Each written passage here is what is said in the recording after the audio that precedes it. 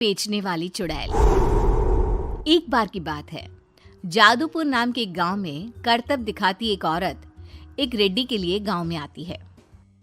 आइए आइए मेहरबान कदरदान, खाइए रोहड़ा के ताजे ताजे केले। कभी खाए नहीं होंगे ऐसे केले। पीले पीले केले खाइए। ये कहकर रोहड़ा हाथों में 4 केले लिए उन्हें सर्कल में जोर जोर से हवा में उछालती हुई करतब दिखाती है, जिसे देखकर आसपास के सारे बच्चे अपने अपने मम्मी पापा से उस औरत के पास जाने की जिद करने लग जाते हैं। पापा, ऐसा तो सर्कस में बॉल से होता है ना, ये आंटी तो केले से कर रही है। चलिए ना पापा, देखते हैं। रोहड़ा एक पतली सी तार पर चलती हुई केलों से करतब दिखाती है। आते जाते सभी लोग बाहर रुककर उसके करतब देखते हैं और वाह वाही करते नहीं थकते। जैसे ही एक आदमी पास आकर उसे पैसे देने लग जाता है, तब वो कहती है, अरे नहीं नहीं साहब, मैं करतब तो बच्चों के मन को बहलाने के लिए करती हूँ। धंधा तो मेरा केले का है। पीछे देखो मेरी रिड्डी, जो भी मेरे केले खाएगा मेरी तरह चुस्त दुरुस्त और तंदुरुस्त हो जाएगा। पता चलता है क्या कि मेरी उम्र 55 की है। अरे पर ऐसे ठंड के मौसम में कोई केला क्यों खाएगा? ये ऐसे वैसे केले नहीं है साहब, ये शरीर में गर्मी देते हैं। ठंड को दूर भगाए जो भी रोहिणा के केले खाए। पापा, अगर मुझे केले नहीं मिले तो मैं घर नहीं जाऊंगी। तभी उसके पापा कहते हैं कि बेटा, केले ठंड में कभी गर्मी नहीं देते। ये सब कहने की बातें हैं, सामान बेचने का तरीका है इनका। पर पिंकी नहीं मानती। मैं केले खाऊंगी। पिंकी की जिद के आगे नत्थू हार जाता है और उसे केले खरीद कर दे देता है। पिंकी खुश होकर केले घर ले आकर खाती है। अब मैं भी करतब करूंगी, कितना मजा आएगा। जादुई केले। पिंकी पहला केला खत्म भी नहीं करती कि वो बेहोश हो जाती है। दूसरे केले से एक काला धुआं आता है और रोहड़ा चुड़ैल बनकर बाहर निकल आती है। मेरे भूतिया केले बच्चे न खाए, ऐसा हो ही नहीं सकता। जादूपुर वालों, कब तक बचोगे? आ गई हूं मैं रोहड़ा, जिसका कोई नहीं कर सकता सामना। रोहड़ा पिंकी को गोद में उठाकर काले धुएं में कहीं गायब हो जाती है। शाम के वक्त नत्थू घर लौटता है और पिंकी को घर में ना पाकर उसकी माँ से कहता है, माँ पिंकी कहाँ है? अरे बेटा, उसे तो तू सुबह करतब दिखाने ले गया था ना, फिर कहाँ वापस आए तुम दोनों? मुझे लगा तू उसे अपने साथ मंडी ले गया होगा। हे भगवान, मेरी बच्ची कहाँ गई? मैं उसे घर ही तो छोड़कर गया था माँ। नत्थू गांव के घर कोने में अपनी बेटी को ढूंढता है, पर उसे वो कहीं नहीं मिलती। परेशान होकर आखिर रो रो कर नत्थू हिम्मत हार कर घर लौट आता है। अगली सुबह रोहड़ा फिर से करतब दिखाने आती है और इस बार पिंकी की तरह रोनी केले खरीद लेता है।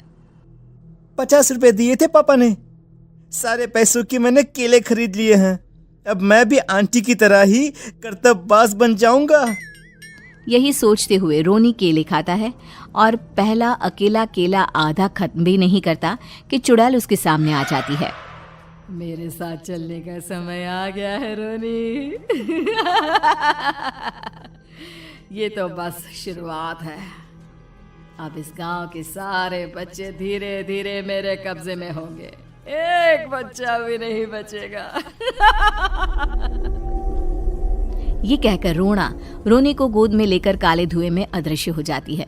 इसके बाद हर रोज गांव में से कोई ना कोई बच्चा गायब होता, पर ऐसा क्यों हो रहा है किसी को भी समझ में नहीं आ पा रहा था। रोज की तरह अपनी बेटी पिंकी की तलाश में नत्थू गांव के एक तालाब के पास बैठा रो रहा था। कहाँ गई मेरी पिंकी? शकुंतला के जाने के बाद एक वही तो मेरा सहारा थी। अरे उसकी आत्मा कोस रही होगी मुझे कि मैं अपनी बच्ची को संभाल भी नहीं पाया। नत्थू ये कहता हुआ रो ही रहा था कि तभी तालाब में से उसे शकुंतला की आवाज सुनाई देती है। कहाँ थी तुम शकुंतला? हमारी बच्ची और सारे गायब हुए बच्चे रोहड़ा के कब्जे में हैं। वो बच्चों को जो केले देती है उससे बच्चे बेहोश हो जाते हैं और उसके कब्जे में आ जाते हैं और वो उन्हें ले जाकर काली दुनिया में ले जाती है। पर वो ऐसा क्यों कर रही है? ये मैं नहीं जानती, पर उस दुनिया का रास्ता मैं आपको बता सकती हूँ। जहाँ ये नदी खत्म होती है वहाँ एक केले का पेड़ है, उसके नीचे एक दरवाज़ा है, वहीं से रास्ता जाता है उस दुनिया का। ये कहकर शकुंतला की आत्मा गायब हो जाती है। गांव के सभी लोग झुंड बनाकर उसी रास्ते से काली दुनिया में चले जाते हैं और वहां देखते हैं कि सारे बच्चे वहां काम कर रहे थे। पापा मुझे ले चलो यहाँ से। पापा पापा। सभी बच्चे अपने मम्मी पापा से लिपट जाते हैं। तो तुम लोग यहाँ तक आ गए? क्यों हमारे बच्चों को पकड़ लिया तूने? तुझे शिकार ही बनाना है तो ले, हम सब आ गए हैं, हमें खा ले। नहीं, मुझे बच्चे चाहिए। मेरे बच्चे के बदले तुम लोगों के बच्चे। क्या मतलब? मैं इसी गांव में रहने वाली एक औरत थी। केले की चोरी के इल्जाम में मेरे बेटे को गांव वालों ने इतना मारा कि वो मर गया। उसी दिन मैंने ठान लिया कि गांव वालों का भी वही हाल करूंगी। कुछ दिन बाद बेटे के चले जाने के दुख में मैं भी मर गई और मेरी भटकती आत्मा एक चुड़ैल बन गई। और फिर मैंने बदला लिया तुम सबके बच्चे छीनकर। बर्दाश्त नहीं कर पाए ना? सोचो मुझ पर क्या बीती होगी। हमें माफ कर दो रोना। पता नहीं ये किसकी गलती थी, पर हम सभी माफी मांगते हैं। हमारी खुशियां लौटा दो, तुम भी तो एक माँ हो। गांव वालों की बात सुनकर रोना का मन पिघल जाता है और वो बच्चों को छोड़ देती है। उसके बाद काली दुनिया बच्चों के लिए जादुई दुनिया बन जाती है। अब कोई भी कभी भी वहां आ जा सकता था।